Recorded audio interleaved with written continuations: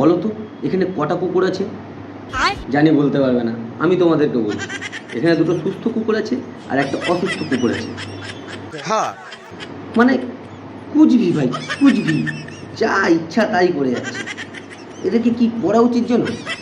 একদম বড় একটা টাটা স্টিল রড নেবো, নিয়ে তার মধ্যে ভালো করে জাপানি তেল পালিশ করবো, করে মালটাকে ভালো করে গরম করতে হবে।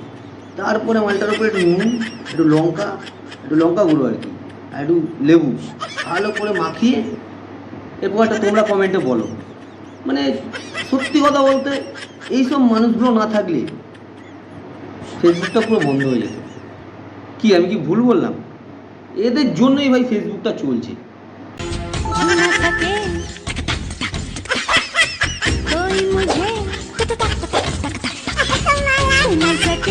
বলার কোনো ভাষা নেই, কি ধরনের গান্ডু এরা, মানে